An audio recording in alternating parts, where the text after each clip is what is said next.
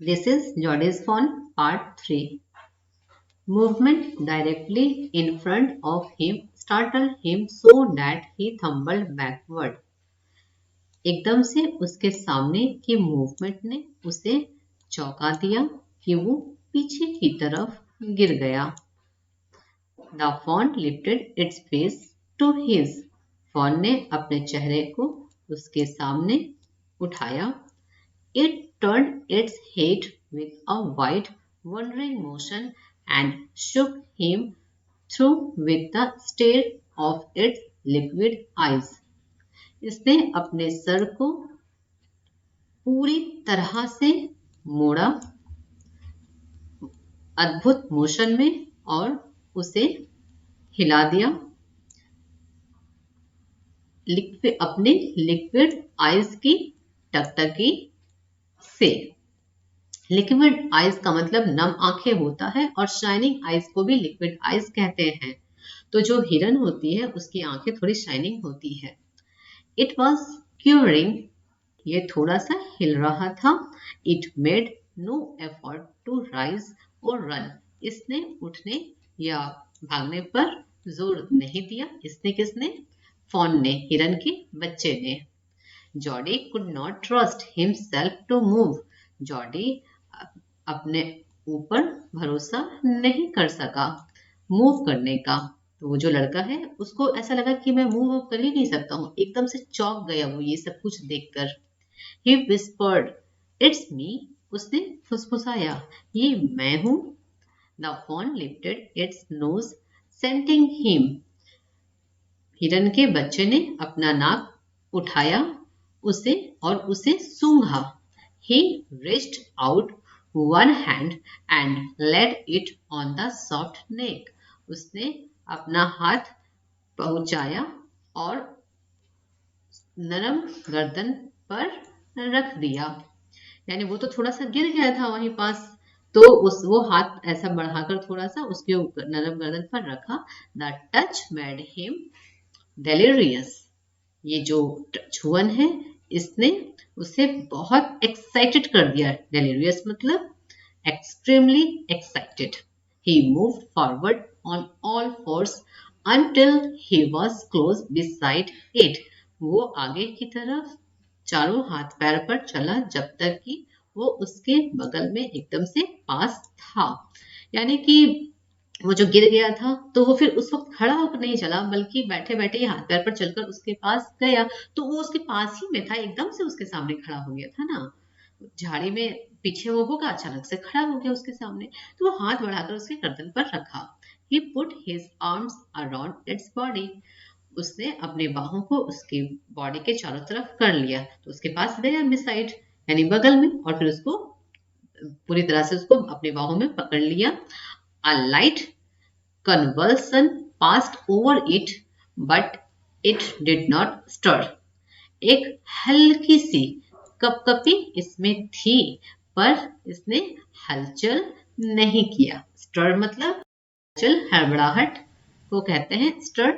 He stroked its sides as gently as though the fawn were a china deer and he might break it. उसने इसे अगल बगल sides मतलब जो body के अगल बगल का साइड का एरिया होता है इसको सहलाया इतना आराम से, इतना धीरे से, मानो एज दो मतलब मानो या जैसे कि.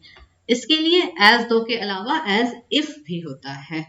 The fawn were a china deer. जैसे कि जो फॉन है वो एक चाइना डियर है और वो इसे तोड़ सकता है. माइट ब्रेक और ये ही माइट ब्रेक इट, वो इसे तोड़ सकता है.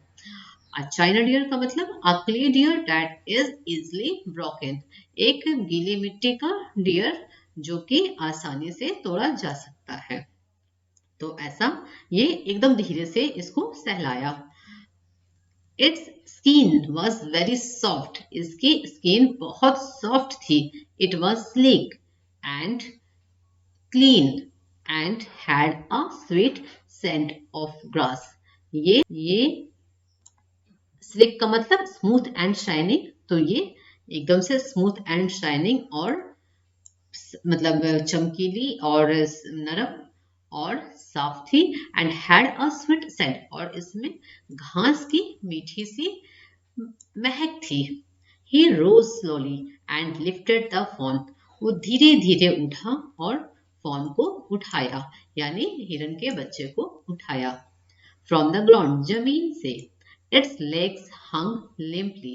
इसकी टांगे ढीले ढाले ढंग से लटकी थी। दे वर सरप्राइजिंगली लॉन्ग। ये अद्भुतजनक तरीके से लंबी थी। ये क्या? इसकी पैर। And he had to hoist the fawn as high as possible under his arms. और उसने हिरन के बच्चे को ऊपर उठा लिया जितना ऊपर वो उठा सकता था अपनी बाहों में। He was afraid that it might kick and bleed at sight and smell of its mother.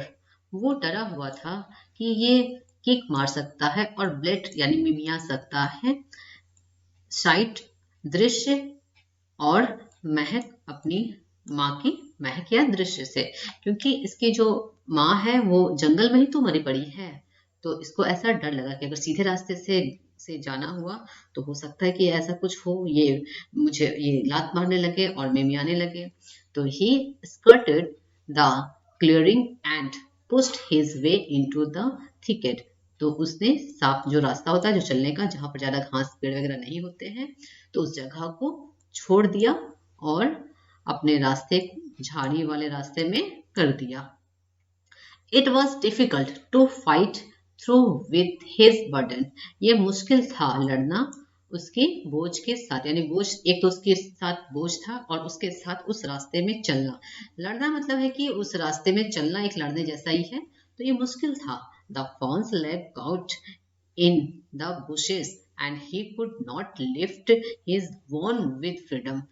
Fawn का जो पैर थे वो झाड़ियों में फंस रहे थे और वो खुद भी अपने पैरों को आजादी से नहीं उठा सकता था। He tried to shield its face from prickling vines. इसने उसके फेस को चुभती हुई लताओं से बचाने का प्रयास किया। Its head bobbed with his stride. इसका सर इसके लंबे लंबे डग से उछल रहा था। कैसे उछल रहा था? क्योंकि वो जो लटका हुआ था तो गर्दन पैर सब कुछ लटका हुआ था ना, तो इतना तो लंबा वो फिर भी बच्चा था, बहुत बड़ा लड़का तो था नहीं। तो जब अपने बाहों में से पकड़ा था तो उसका सर उसका पैर नीचे लटका हुआ था और जब वो चल रहा था तो उसकी जांग से उसका लंबा लंबा जो डग ले रहा था झाड़ी में चलने के लिए, तो उसकी जांग से टकराता होगा उसका सर और उससे वो उछल रहा था। His heart thumped with the marvel of its acceptance of him. उसका दिल जोर जोर से धड़क रहा था उसके इसका उससे एक्सेप्ट कर लेने के अद्भुत चीज से, यानी कि उसका एक्सेप्ट, उस जो फॉन है उसने इसे एक्सेप्ट कर लिया, आगे मतलब उसका जो उसके साथ चलना एक्सेप्ट कर लिया, उसको वो पकड़ने दिया। तो ये जो चीजें हैं तो ये उसके लिए अद्भुत चीज है और इन सब चीजों की वजह से उसका दिल जोर जोर से धड़क रहा था। He reached the trail and walked as fast as he could until he came to the intersection with the road home. वो पगडंडी तक पहुंचा और जितना जल्दी हो सके चला जब तक कि वो चौराहे तक आ गया। विद द रोड होम, जो कि उसके घर तक जाता है।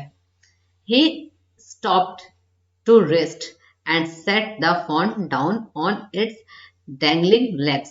वो रुका आराम करने के लिए और जो फॉन है उसको अपने डैंगलिंग का मतलब, डैंगलिंग लेग्स का मतलब होता है हिलता हुआ पैर, हिलता हुए पैर पर रख दिया। इट वेप्ड ऑन देम, ये उसमें वैप कर रहा था, यानी कि वो हिलना होता है ना, तो वो पैर भी हिल रहा था तो वो फॉन भी हिल रहा था। It looked at him and knitted, इसने उसकी ओर देखा और मिमियाने लगा। He said, enchanted, I will carry you after I get my breath. उसने कहा मनमुक्त होकर, मैं तुम्हें उठा लूंगा अपने सांस लेने के बाद, यानी मुझे थोड़ा सांस लेने दो फिर मैं तुम्हें उठा लेता हूँ। He remembered his father saying that a fawn would follow if it had first been carried. उसे याद आया उसके पापा का कहना कि फॉन अगर जो फॉन होते हैं वो फॉलो करने लगेंगे अगर एक बार वो कैरी कर लिए जाए, यानी एक बार उसे उठाकर थोड़ा दूर तक चल दो फिर वो खुद ही आपके पीछे पीछे चलने लगेंगे। ये चीज उसके पापा ने उसे कहा था। He started away slowly, वो धीरे धीरे शुरू किया यानी कि चलने लगा। The fawn stared after him, fawn उसे पीछे से घूरा। He came back to it and stroked it and walked away again. वो वापस आया और उसे सहलाया और फिर से चलने लगा। It took a few wobbling steps towards him and cried piteously. वो कुछ डगमगाते हुए कदम उसकी ओर चला और फिर चिल्लाने लगा दयनीयता से, यानी कि बहुत ही मतलब दयनीय होता ना, गरीबी तरीके से, बेचारापन से वो चिल्लाया। It was willing to follow him, वो चाहता था उसे फॉलो करना, उसके पीछे चलना। इट बिलोंग्ड टू हिम, ये उसका था। इट वॉज हिज ओन, ये उसका अपना था। He was light-headed with his joy. वो अपनी खुशी से unable to think clearly, यानी सही तरीके से सोचने के लायक नहीं रहा, यानी वो बहुत ज्यादा खुश था वो लड़का। He wanted to fondle it, वो इसे सहलाना चाहता था। To run and romp with it, भागना और खेलना चाहता था इसके साथ। To call to it, इसे पुकारना चाहता था। To come to him, to call to it to come to him, इसे पुकार कर अपने पास बुलाना चाहता था। He dared not alarm it, उसने इसे डराने की हिम्मत नहीं की, यानी ये सब कुछ तो ठीक है मगर डराने की हिम्मत नहीं की। He picked it up and carried it in front of him over his two arms. इसने इसे उठा लिया अपने सामने से अपने दोनों बाहों में। कैरेट का मतलब होता है पकड़कर उठाकर चलना, अपने पास रखने के लिए भी कैरी होता है लेकिन पकड़कर चलने के लिए यहाँ पर है। It seemed to him that he walked without effort. ऐसा लग रहा था उसे जैसे वो बिना जोर दिए चल रहा था। His arms began to ache and he was forced to stop again. उसकी जो बाहें हैं वो दर्द होने लगी और उसे फोर्स कर रही थी रुकने के लिए फिर से, यानी वो जो उसकी बाहें हैं उसके दर्द उसको फोर्स कर रही थी उसे रुकने के लिए। He was forced, यानी वो फोर्स किया गया, उसे फोर्स किया गया, ये बेसिक का सेंटेंस है। When he walked on, the fawn followed him at once. जब वो चलने लगा तो हिरन का बच्चा उसे तुरंत फॉलो किया। He allowed it to walk a little distance, then picked it up again. उसने इसे थोड़ी थोड़ी दूरी पर चलने के लिए अलाउ किया, यानी उस लड़के ने उस फॉन को अलाउ किया। Then picked it up again, और फिर इसे फिर से उठा लिया। The distance home was nothing. घर की दूरी कुछ नहीं थी, यानी बिल्कुल पास में थी। He could have walked all day and into the night, carrying it and watching it follow. वो पूरा दिन चल सकता था और रात में भी चल सकता था, उसे लेकर पकड़कर और इसे फॉलो करते हुए देखते हुए। He was wet with sweat, but a light breeze blew through the June morning. Cooling him, वो पसीने से भीग गया था, लेकिन हल्की सी ठंडे हवा का झोंका उड़ा बहा जून की सुबह में, जो उसे ठंडा कर रहा था। The sky was as clear as spring water in a blue china cup. आसमान इतना साफ था जैसे कि झरने का पानी नीले चाइना कप में हो। He came to the clearing. वो साफ सुथरे जगह पर आया जहाँ पर घास वगैरह झाड़ी वगैरह नहीं हुए, उसे को क्लियरिंग कहते हैं। तो ऐसी जगह पर वो आया। It was fresh and green after the night's rain. ये फ्रेश और हरा था रात की बारिश के बाद। He fumbled with the latch and was finally obliged to set down the phone to manage it. उसने जो कुंडी है, लाच का मतलब कुंडी होता है, कुंडी को टटोला। फॉम्बल विद द लाच, यानी फॉम्बल का मतलब अनिश्चितता से किसी चीज को छूना, तो यहाँ पर होता है टटोला, टटोला and was finally obliged to set down, और आखिरकार उसे रखने के लिए कृतज्ञ हुआ। द फोन को टू मैनेज इट, इसे संभालने के लिए। Then he had an idea, फिर उसे एक आइडिया आया, विचार आया। He would walk into the house into Penny's bedroom with the fawn walking behind him. उसने मतलब कि उसको क्या आइडिया आया कि ही वुड वॉक, वो घर में पैनी के बेडरूम में जाएगा और फोन को अपने पीछे चलाएगा। But at the steps the phone balked and refused to climb them. पर सीढ़ियों पर फोन ने ऐतराज किया और उन पर चढ़ने से इनकार कर दिया। He picked it up and went to his father. उसने इसे उठाया और अपने पापा के पास गया, यानी जॉडी ने। पेनी ले विथ क्लोज्ड आइज, पेनी लेटे हुए थे बंद आंखों के साथ, यानी कि वो आंखें बंद करके लेटे हुए थे। जॉडी कॉल्ड पा, लुक, जॉडी ने पुकारा, पापा देखिए। पेनी टर्न्ड हिज हेड, पेनी ने अपना सर घुमाया। Jordi stood beside him, Jordi उसके बगल में खड़ा था। The phone clutched hard against him. Phone उसके सामने मजबूती से पकड़ा हुआ था, यानी कि जॉडी ने उसे जोर से पकड़ा हुआ था। ये चीज मतलब उसने टर्न, जब उसने अपने सर मुड़ा तो ये चीज देखा। Against him, it seemed to Penny that the boy's eyes were as bright as the fawn's. ऐसा लग रहा था पेनी को जैसे उस लड़के की आंखें फोन के जितनी ब्राइट हो। He said, उसने कहा, I am glad you found him. मैं खुश हूँ।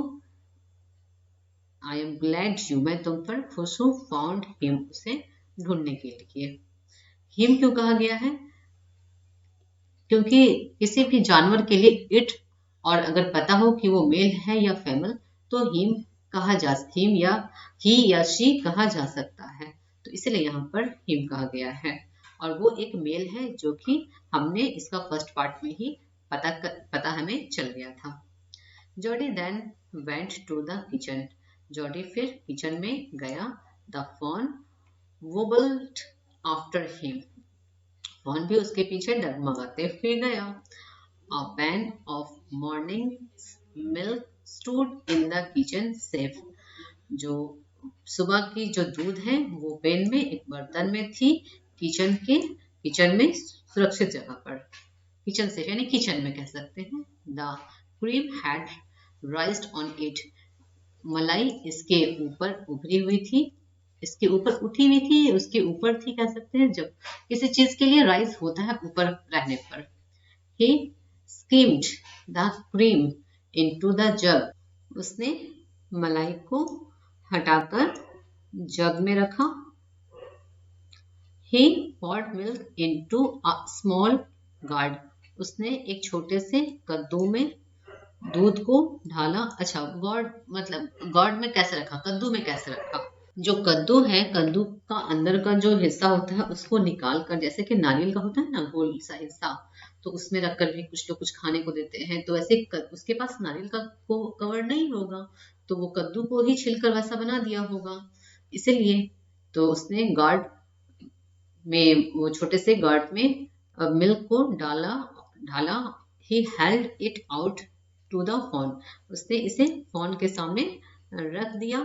It butted it suddenly smelling the milk, इसने इसे अचानक से सर से धक्का दे दिया, यानी जो अचानक से उसमें मुंह डुबाया तो सर से धक्का लग गया होगा दूध की महक से। He saved it precariously from spilling over the floor, इसने जैसे तैसे इसे बचाया जमीन में गिरने से। It could make nothing of the milk in the gourd, वो कद्दू के अंदर दूध के बारे में कुछ भी समझ नहीं सका।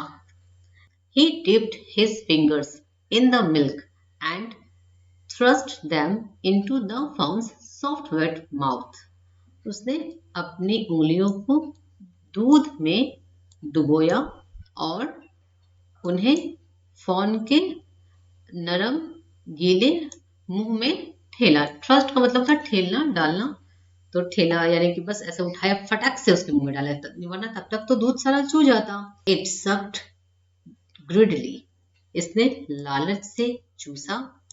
When he withdrew them, it bleated frantically and butted him, जब ये उन्हें बाहर निकालता, यानी उंगलियों को मुंह से बाहर निकालता, ये मिमियाता। और फ्रैंटिकली का मतलब होता है कि एकदम से क्रेजी हो जाना, पागल जैसा, वो मतलब एकदम से बौखलाना जैसा होता है कि जल्दी से दो मुझे, जल्दी से दो वो चीज। एंड बटेड हिम, और उसे सींग से मारता, तो थोड़ा सा सर से मारना या सींग से मारना दोनों के लिए बट होता है। बटेड हिम तो उसे सर से मारता। ही डिप्ड हिज फिंगर्स अगेन, वो अपने उंगलियों को फिर से डिप करता था और यानी डुबोता था। And as the fawn sucked he lowered them slowly into the milk, और जब हिरन के बच्चा इसे चूसता था वो धीरे धीरे उसे नीचे की ओर लाता था। इनटू द मिल्क, दूध में, हाथों को धीरे धीरे नीचे लाता जा रहा है ऐसा, तो यानी वो हिरन के बच्चे के मुंह को भी नीचे ला रहा है। The fawn blew, and fawn ने फूका और यानी दूध की तरफ, एंड सक्ड और चूसा, एंड स्नोर्ड और फक फक की आवाज किया। It stomped its small hoofs impatiently, उसने अपने छोटे छोटे खुरों से भगदड़ मचाया बेसब्री से। As long as he held his fingers below the level of the milk, the fawn was content. जब उसने अपनी उंगलियों को दूध के जो निचले लेवल तक ले गया, वो जो फॉन था वो संतुष्ट हो गया, यानी कि दूध जब पूरी तरह से खत्म हो गया तब तक वो संतुष्ट हो गया। बस इसी चीज को इस तरह से लिख दिया गया है, थोड़ा सा घुमा फिरा कर। इट क्लोज्ड इट्स आईज ड्रीमली, इसने अपनी आंखों को बंद कर लिया, मतलब सोने के लिए। It was ecstasy to feel its tongue against his hand, ये परम आनंद था महसूस करना उसके जबान में अपने हाथों को, यानी जो उसके मुंह में अपने हाथों को रखा था, ये उसके लिए बहुत ही परम आनंद था। It's small tell flicked back and fourth, इसकी छोटी सी पूंछ आगे पीछे झटका देती थी। The last of the milk vanished in a swirl of foam and gurgling, आखिरी जो दूध था वो गायब हो गया झाग की भंवर में और गड़गड़ाहट में, यानी इसके साथ गड़गड़ाहट होते हुए, और जो झाग का जो ये था भंवर, तो पी रहा था तो वो सब कुछ तो बनेगा ही ना, वो गायब हो गया। ठीक है, स्टोरी खत्म हुई।